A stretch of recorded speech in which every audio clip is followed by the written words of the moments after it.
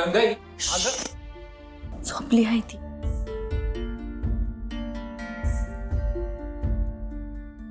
आता दिवसा कशी काय झोपली? एवढ्याशा जीवाला किती त्रास. एक एक संकट मागेच लागली आहेत तिच्या.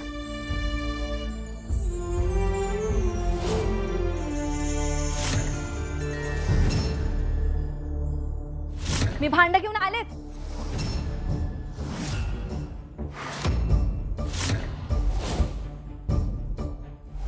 देवीच्या कृपेनं मला 2 जुळी मुलं झाली, जगन्नाथ आणि जगदंबा. पण त्यातली माझी मुलगी तू पळवलीस. जगदंबा माझी आहे, तिला माझ्याकडे दे. तुझ्या या जगदंबाला माझ्या ताब्यात दे. अहो असं काय करताय तुम्ही? मागवा. एवढ्याशा वयात केवढा त्रास पडतो या कोवळ्या जीवाला. काळजी वाटते हो लेकराची. खरं तर ही पोरगी म्हणजे देवी आईचा आशीर्वादच आहे असं तू पहिल्यापासून म्हणत आलीस ना.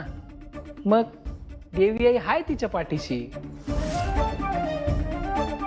मग तरी बी तिला एवढे कष्ट का पडतायत? कसं सांगाव तुला? हे बघ, यो आपला घाना. आता आधी आपल्याकडे बैल नव्हता तेव्हा मला कष्ट पडायचे, आता बैलाला कष्ट पडतात. त्यामुळे वडणारा बदलला तरी घाण्याला जे कष्ट पडणार आहेत ते पडणारच आहे. त्याची परीक्षा आहेच की. तसंच आहे हिचं. देवी आई तिच्या पाठीशी असली ना तरी तिची परीक्षा तिला द्यावीच लागणार आहे.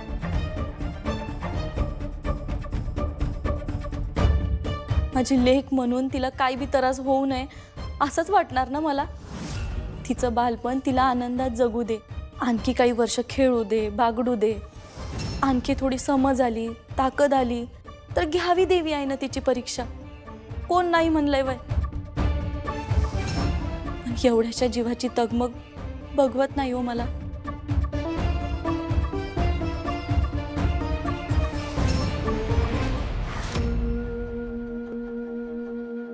मनोरमे, तगमग तगमग होत होती या जीवाची. तो क्रोध जेव्हा आमच्या अंगावर धावून आला तेव्हा असुर नरेशांनी त्याला शिक्षा केली नव्हती. पण मोहवरच्या प्रेमापायी क्रोध आपली सगळी शक्ती पणाला लावेल असं वाटलं होतं. पण असं काहीच घडलं नाही. तुमचा क्रोधवर कधीच विश्वास नव्हता ना? सुरुवातीला नव्हता, पण त्याच्या मनातली प्रेमाची आग त्याचं सामर्थ्य आणखीन वाढवेल असं निश्चितपणे वाटत होतं.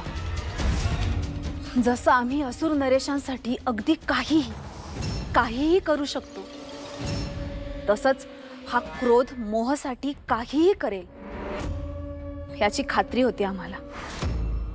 पण असो. सम्राज्ञी, असुर नरेश महिषासुरांनी पाठवलेले 3ही रिपू पराभूत झाले. हीच ती संधी आहे आणि या संधीचा आम्ही पुरेपूर लाभ घेणार आहे.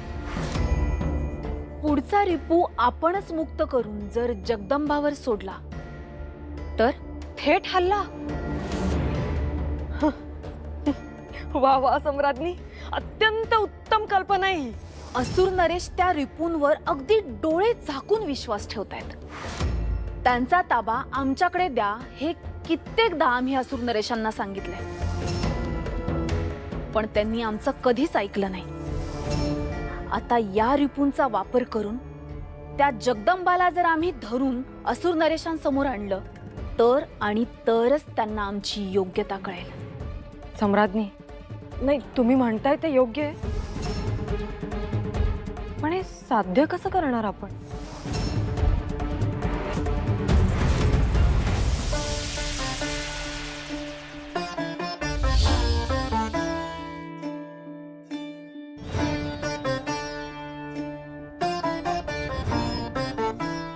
तुळजा, अशी अचानक आलीस? म्हणजे मनात नक्कीच काहीतरी इच्छा आहे? हो, आम्हाला काहीतरी मागायचे, परंतु आमच्यासाठी नाही, जगदंबेसाठी. जगदंबा तर तिचं काम उत्तमरित्या बजावतीये. माया, मोह, क्रोध यासारख्या बलाढ्य रिपूंना जगदंबेने सहजरित्या पाणी पाजलं, त्यांच्यावर मात केली. हो, परंतु त्यात तिची खूप ऊर्जा जाते आणि म्हणूनच आम्हाला तिच्यासाठी विराम हवाय. विराम? हग तुळजा, जगदंबा तुझा आणि आमचा अंश आहे. तिला विरामाची गरज नाहीये. अहो, जगदंबा मनुष्य रूपात आहे आणि लहान आहे, पण मनुष्य रूपात तिच्या शक्तीला आणि तिच्या सामर्थ्याला मर्यादा आहेत. आम्हालाही ह्या मर्यादांची कल्पना नव्हती, परंतु जेव्हा गंगाईच्या बोलण्यातून आम्हाला ही चिंता जाणवली, महिषासुराचा अंत करून विश्वाचं रक्षण करण्यासाठीच आमच्या अंशातून जगदंबा तयार झाली. जगदंबा लहान बालिका आहे, परंतु तिची अवस्था आणि तिला होणारा त्रास याची आम्हाला जाणीव नव्हती. गंगाईच्या आईपणानं आम्हाला साथ घातली आणि त्यातून जगदंबाच्या व्यथा आम्हाला समजल्या. तुळजा, नेमकी तुला काय अपेक्षा आहे? ही सगळी किमया आहे त्या पट्टी ग्रंथाची. मनोरमे, हा पट्टी ग्रंथ एकदा का आपण हस्तगत केला तर आपल्याला सगळ्या गोष्टी साध्य करता येतील. पट्टी ग्रंथ कुठे आहे तो? नाही म्हणजे तुम्हाला याची काही कल्पना आहे का? तो शोधायला हवा. महालातीलच एखाद्या गुप्त ठिकाणी असेल तो.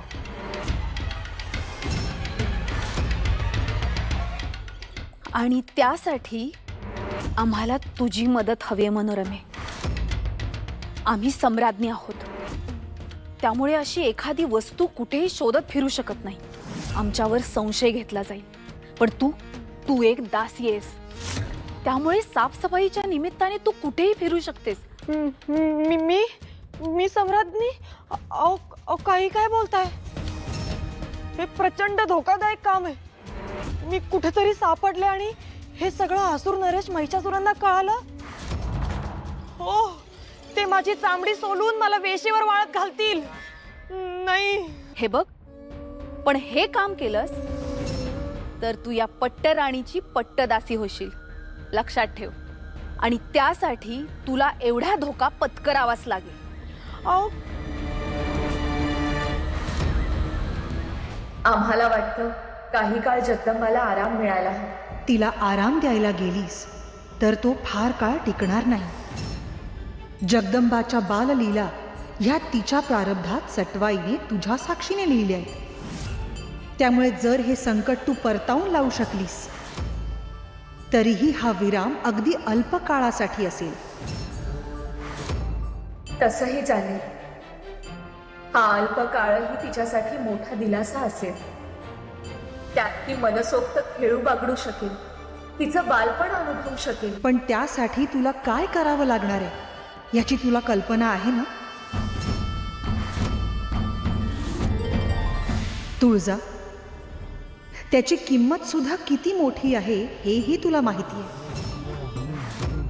हो, मोहमुळे जेव्हा गंगाईच्या आईपणाची परीक्षा घेतली गेली तेव्हाच आम्हाला जाणवलं, आई ही कधीच स्वतःचा विचार करत नाही, जिंकायचा किंवा हरायचा विचार करत नाही.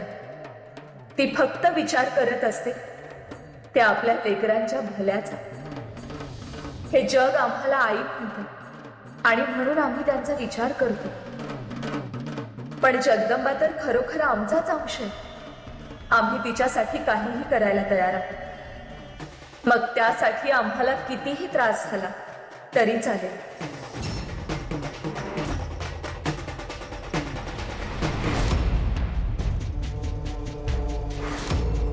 एवढ्या सगळ्या वस्तूंमधून तो एक पट्टी ग्रंथ शोधायचा म्हणजे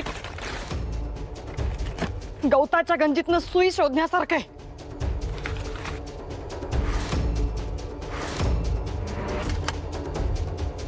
कुणीतरी बघेल आणि जीव जाईल. ही टांगती तलवार आहेच डोक्यावर.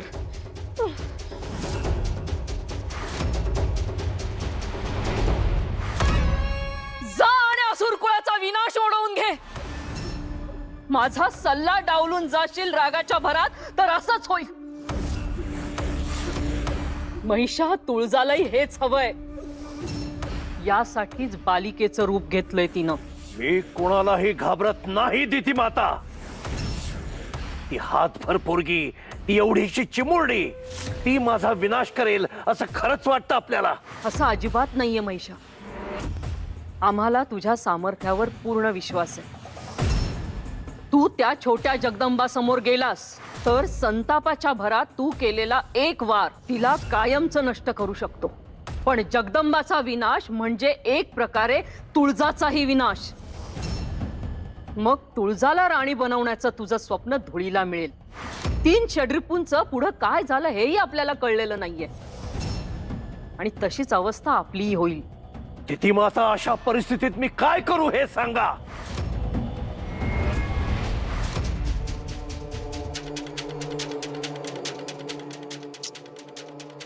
सगळीकडे शोधून झालं, काही हाती लागलेलं नाही.